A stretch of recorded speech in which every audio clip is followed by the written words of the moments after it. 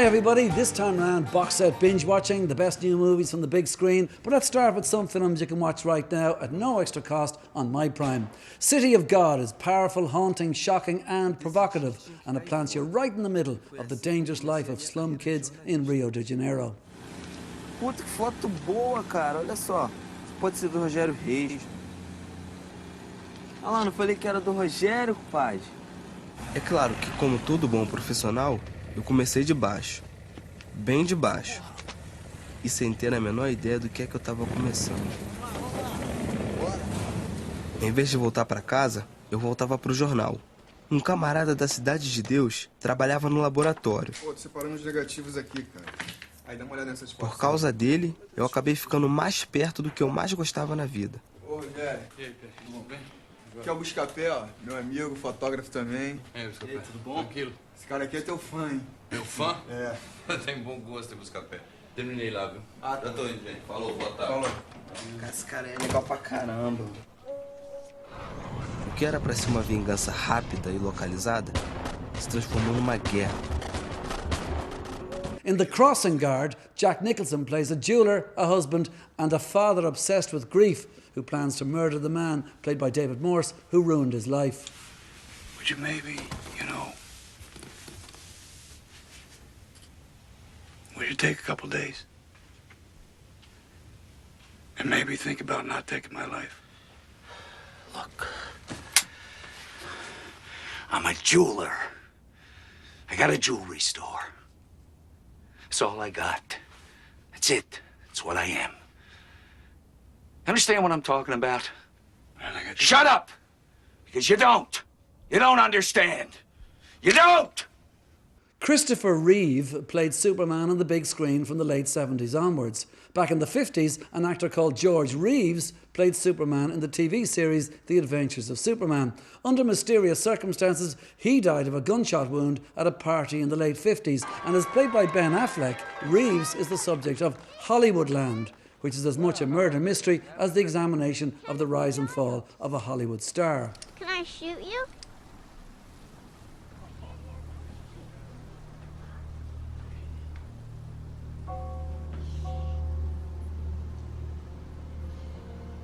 Kenneth? Why would you want to do something like that? So the bullet bounces off, can I? Well, if you did shoot me, and the bullet bounced off it might accidentally hit someone else. We don't want that to happen, do we? No. Why don't you just, you and I, here we go, partner. Why don't you just give me that? Just hand me that for 1 minute. Yeah, that's Hollywoodland. And finally, in this batch of movies to watch at no extra cost right now on My Prime, something a little lighter. A fashion satire set around a Paris designers show and featuring an all-star cast including Tim Robbins, Kim Basinger, Stephen Ray, Julia Roberts and even Sophie Loren, amongst others. When the film was released in the mid-90s, I talked to its legendary director, Robert Altman. Robert, the movie itself, it was obviously very gruelling in some ways in terms of parties and having to be at lots of fashion shows and etc. 5 assistant directors who just spoke French. Was it a difficult movie to make? Yes, it was. You just cited all the reasons. So, was it more difficult than other ones because, say, I don't know, 25 years ago when you made MASH, you were younger? The main problem is with that many people that you don't have control over, and the communication, the fact that I don't speak French, and I can't rely on gossip. Now, do you have any more of these wonderful photographs to show? Come here, you big gorilla. Oh!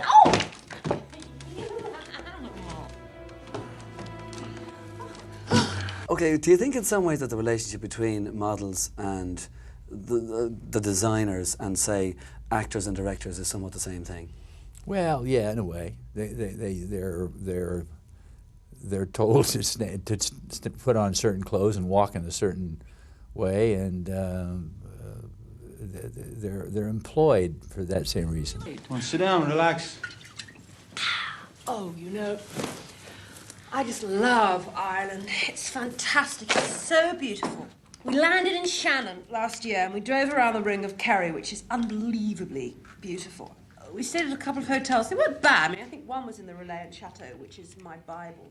The people were fantastic. I mean, I don't think Irish people are thick. I think you're... Come here, you big animal! Now it's time for some up-to-date TV series and box sets that you can watch right now at no extra cost in My Prime. Firstly, both seasons, that's all 21 episodes of Resurrection, which follows the residents of Arcadia, Missouri, whose lives are turned upside down when years later their loved ones return from the dead at the same age they disappeared. Dad, something's wrong. Rachel's locked in. She's not responding. Wait here. I don't hear anything. Rachel! Stand up. What are you doing? Get out. Stand up. You stand up! We were only talking. You have no business being here. Rachel, you okay? Rachel. Okay, breathe, Rachel. You're fine. Fine. What did you say to her? Tell me. What the hell is she doing here? She broke in. Grandma? Jacob, tell them. Tell them about that baby. Tell them. You don't get to talk to him. That woman and her child are hurting your son. And you do something like this? Jacob, tell them. You're scaring him. And from 21 episodes of Resurrection to season 1 of Chicago PD, which focuses on a uniformed police patrol and the intelligence unit, which pursues the baddies on the streets of Chicago. You hear anything about long guns coming into town? What kind? Sprays, a lot of them. Heard about something from Canada. That doesn't make a lot of sense. Starting to. You hear anything, hit me up. Another thing. I've been getting some static from this cat named Trezell with the GDs. You know anybody got his ear? Trezell's? No. He's stone crazy. He don't listen to nobody. I need to bring you in on something. State's attorney's getting someone to flip on me.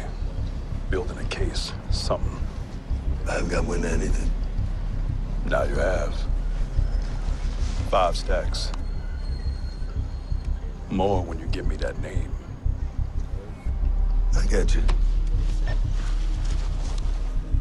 And there's 15 episodes which you can watch right now. And from Chicago, USA to Sydney, Australia, and 6 episodes of a psychological thriller called The Devil's Playground, where a psychiatrist who, after accepting an offer to become a counsellor to priests, is put through his own personal hell when his quest reveals the dark side of the church's power and the extent of official corruption.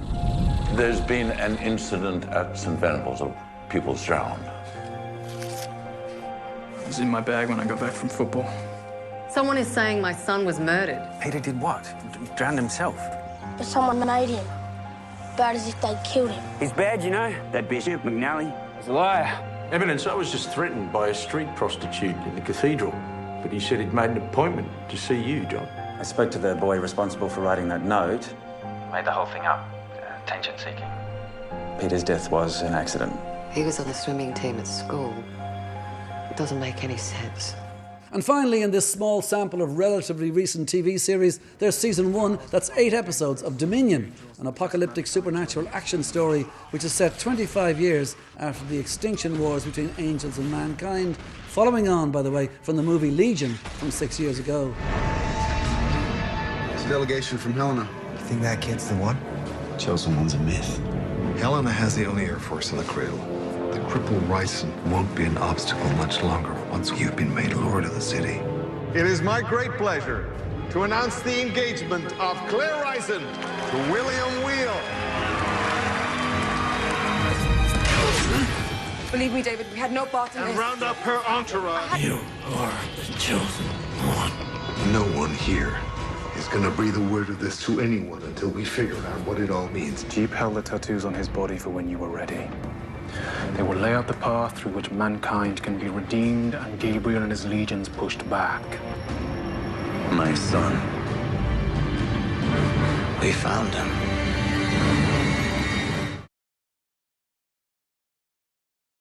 Well, now let's take a look at some of the latest films from the big screen available to watch right now on demand. Let's count down from 5 with the mystery, suspense and horror story The Visit, where a brother and sister go to stay with their dodgy grandparents at a remote farm in Pennsylvania.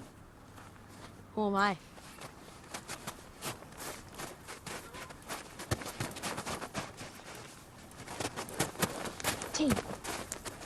tea.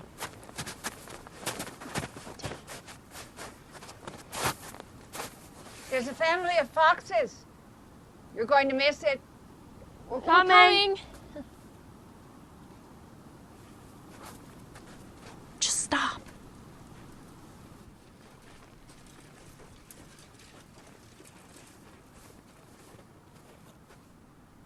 Hey, why is Nana staring into the well? I don't know. Yeah, that's The Visit from the director who brought you Signs and The Sixth Sense. The mystery suspense action film Zero Tolerance finds two military operatives out for revenge when the daughter of one of them is killed. How are we looking? Everything's ready. We're just waiting for you to make the calls.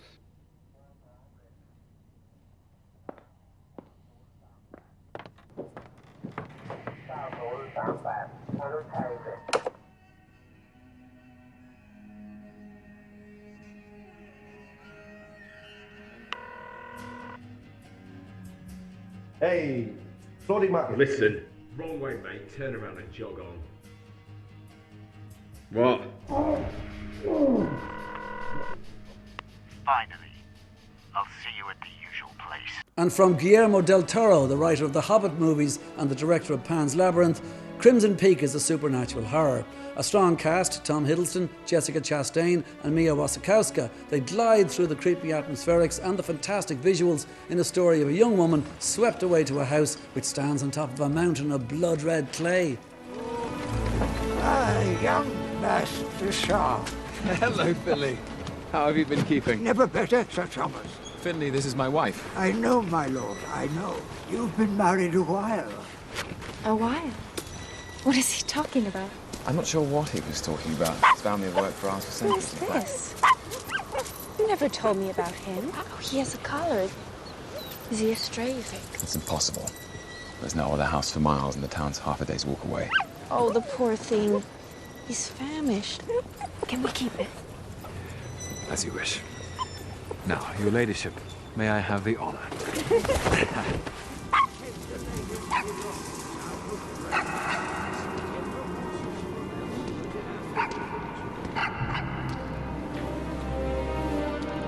And as the powers that be gear up for Bond number 25, number 24 is Spectre, a film which at a budget of almost $250 million is one of the most expensive ever made. By the way, it grossed nearly $900 million at the worldwide box office, so as per usual with cinema's most lucrative franchise, good investment. This time Bond travels the world peeling back the layers of deceit, revealing the terrible truth behind Spectre, the fictional syndicate and terrorist organisation.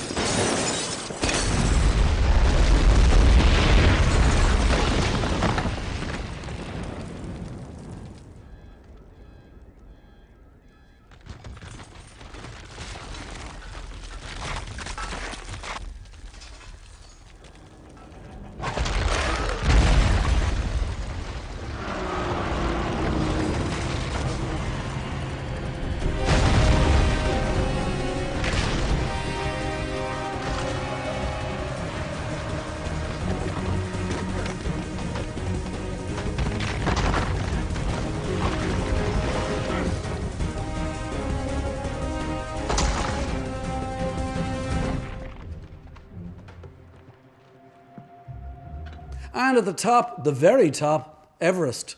Based on the 1996 true story of a number of simultaneous expeditions up Mount Everest, which ended in tragedy. It's exhilarating and it's devastating, and most of you will probably spend most of the movie wondering why you'd want to do what these people do.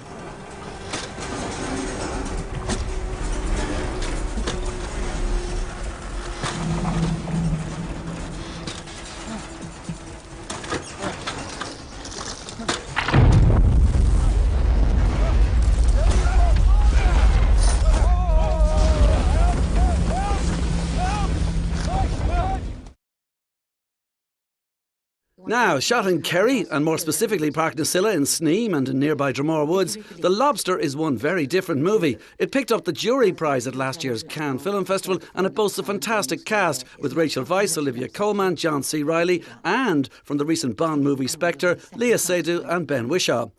It's a sort of a fantasy, science fiction drama and unconventional love story where somewhere in the near future, single people face a choice. Join a programme to find a mate in 45 days or be transformed into an animal.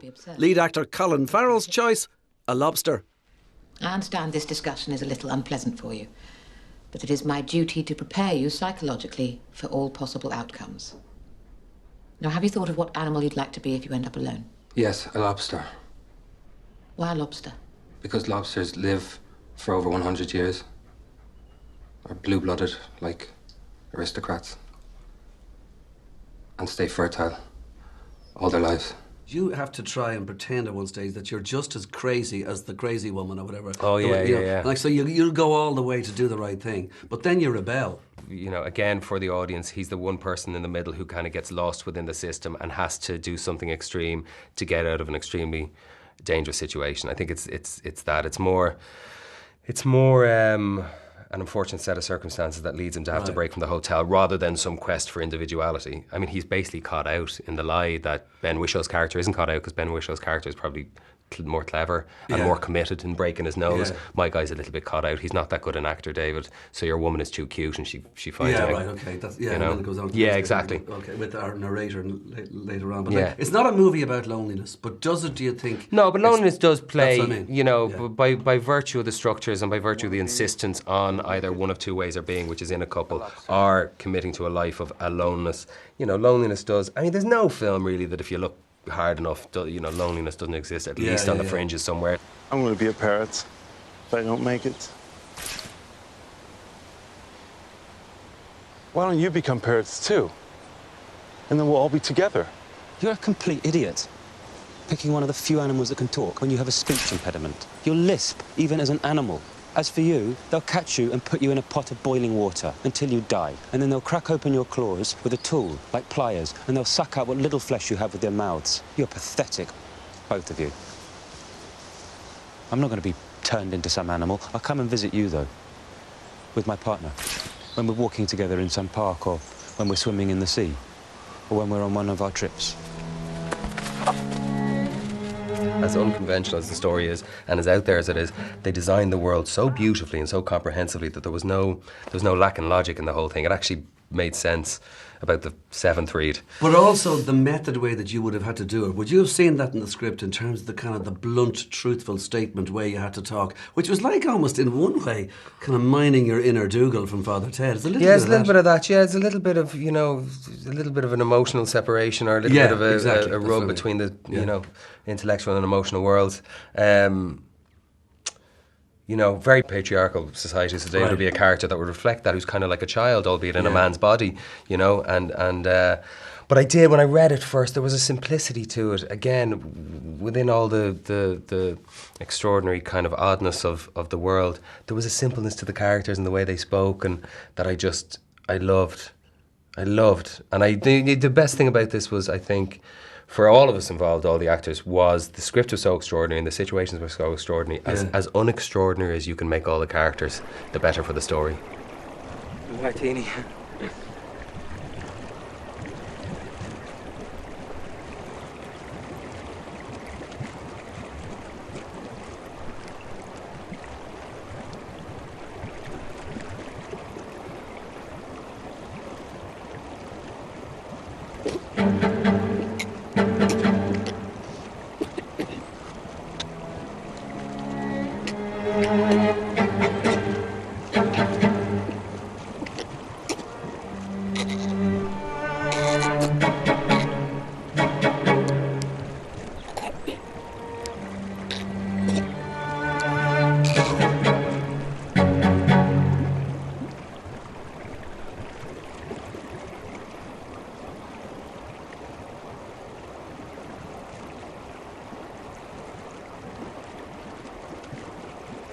I think we are a match. Yes, I think so too.